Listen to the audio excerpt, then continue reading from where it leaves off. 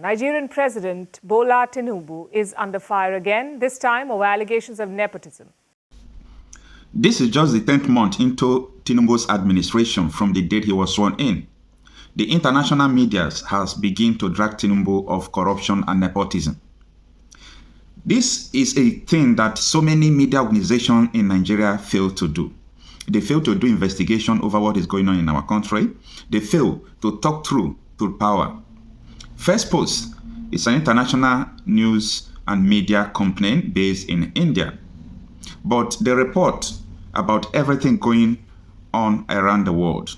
And on Nigerian issue, they have reported on how Tinubu appointed his son-in-law to be the chairman of Nigerian agency, how Tinubu bought oil. I'm talking about the Eni oil company through his nephew, and so many other corruptions that they have leveled against Bola Almhed Tinubu. It might interest you to watch this video to the end while we talk. Africa, from its biggest economy, Nigeria. Nigerian President Bola Tinubu is under fire again, this time over allegations of nepotism. He recently announced a shake-up in Nigeria's Federal Housing Authority. And he's appointed this man as the new MD/CEO, Oyetunde Ojo. He's a former Nigerian MP. He served from 2011 to 2015, but he failed to get re-elected in the 2015 election. After that, he turned to business, reportedly in the oil and gas sector. And now he's the CEO of a housing authority. What's his qualification? Apparently, over a decade's worth of experience in the housing and hospitality industries. That's what the Nigerian government said while appointing him. But exactly when did this happen? When did he get the time to acquire this decade's worth of housing experience? It remains a mystery. But the Nigerian government insists that he is the best man for the job. Of course, they need to hype up his credentials to deflect from his other big achievement. And what's that? Being married to Fola Tinubu, the oldest daughter of President Bola Tinubu. Nepotism is never good for optics after all, and the last thing Tinubu needs is another scandal. The Nigerian president has been racking up controversies ever since he took office. The last one was about an oil field, an offshore oil block called OPL 245. It was a disputed field bought by European oil giants Eni and Shell. There were corruption allegations. Nigeria had sued the oil companies. The case was pending in international tribunals, but last month, the president of Nigeria restored the fields to the Europeans. He ended all legal disputes over the offshore field and called for the matter to be resolved amicably. Now, you can choose to look at this as Tinubu moving forward, as him dropping a long dispute and getting back to business. Or you may wonder about the timing. Eni, one of the European oil firms involved here, signed another deal recently. This happened a few months ago. They sold their Nigerian onshore assets to a local firm, a firm called Onado PLC. The sale was very beneficial for the Nigerian oil company. Its total oil reserves doubled after it bought Eni's assets. And guess who is the chief executive of the Onado group? A man called Adewale Tinubu, or Wale as he's popularly known. The last name is not a coincidence. He is related to the Nigerian president too. He's the president's nephew. So a European oil company sells its business to Tinubu's nephew. The nephew's company benefits, and Nigeria drops litigation against the Europeans soon after. What does that sound like to you? Allegations of nepotism and corruption are hounding the president. But that's not all. He's also been accused of using his office for personal gain, using it to fund a luxurious lifestyle, like with the yacht controversy. Tinubu became president last year. He took office in the month of May. His government had to release a supplementary budget to allocate resources for this year, and this happened in November. The budget came in November. But while the budget was being discussed, an anomaly came to light. Money was earmarked for a presidential yacht, a princely sum of 5 billion naira. That's about $3.5 million US. Now, Nigeria is an economic powerhouse, but it's still a developing nation. There is massive wealth inequality. People are struggling with the cost of living crisis and reeling after the government reduced fuel subsidies last year. In this environment, President Bola Tinubu was buying a yacht on the taxpayers' dime. You can imagine the uproar. Nigerians were furious. So were opposition lawmakers. They forced the government to divert the yacht money. It was funneled into a student loan fund instead. But you see, the yacht had already been delivered by then to the Nigerian Navy. So now they have to find a way to pay for the luxury boat. And these are just some of the controversies that have dogged Tinubu since he took office. There are others as well. And by the looks of it, there will be more to come.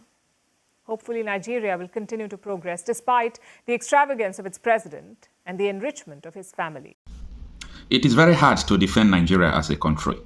It is very hard to defend the government of Nigeria.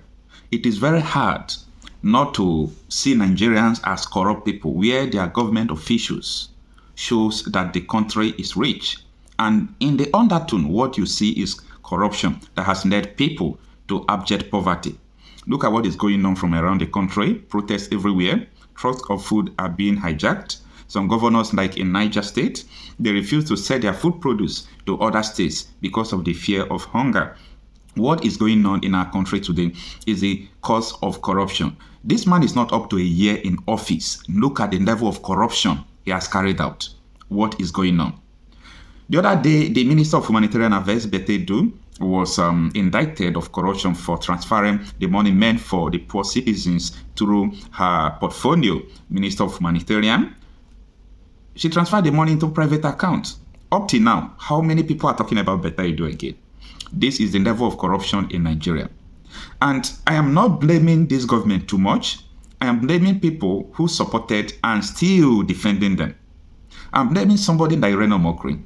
Reno Mokri, who knew, even before the election, called Tinubu all sorts of name. But the day he was invited in Abuja to Abuja, I don't know what really transpired. Right from that day, he started defending nepotism. Come on. What about so many clergymen, including the likes of Sunday Adelaja? Before the election, he was writing that why P2B can't be president. And he was writing why Tinubu should be the president of Nigeria. But ever since this issue of poverty, the low rate of naira, inflation, insecurity, corruption, nepotism started, he has never even written anything to condemn the act. It speaks much about his integrity.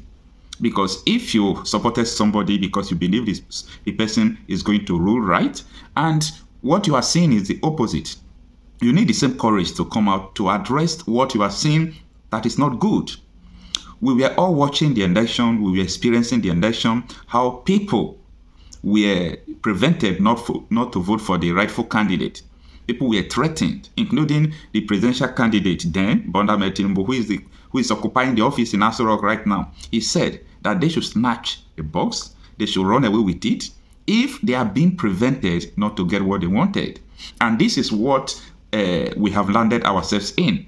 Because when you force yourself in the position of driver and you don't have the experience, you must surely not end well. And that is the situation we are seeing in our country. Where are all these people who supported Tinubu? When the election was rigged, even when the vice presidential candidate to the Labour Party presidential candidate P2B, I'm talking about the person of Bola Almhed Tinubu, came to the national television to condemn the rigging of the election and urge Nigerians and CGN not to swear in Tinubu. Someone like Wole Soyinka came out to condemn the ad, saying that they want to cause havoc and call them fascists. And today, the same Wole Soyinka has lost his voice. And they are seeing how Nigerians are suffering. The only thing they could do is to blame the previous administration of Muhammadu Buhari. There is no doubt we know that Buhari caused a lot of, things against Nigeria. His incompetence has caused Nigeria inflation, bad economy. But it is proven that Buhari is more better than Tinubu as we speak today. So when someone assumes the office and begin to complain and blame the previous administration, it's a sign that the person don't have anything to offer to the nation. Because it's like when you are looking for a job and they told you that we have too many customers here, will you be able to act as a customer attendant? You said yes. And when you are being employed, you begin to complain that the customer attendant that was there before, that he did not attend to the customers well, that you are having, heat or pressure from the customers. But you were employed to do that. So if you are not able to act, the best thing you should do is to resign. So that is what I'm saying. And our national news media and also international news media like Channels Television and Rice News, they should rise up and do the necessary thing. We need a professional news media organization in Nigeria who will be able to report with evidence. Those who will be able to report, do investigative journalism, investigate what is going on, and give Nigeria a good report without fear or favor. Let me know what you think about this video. Kindly share it, subscribe to my channel, and above all, always come by for daily updates.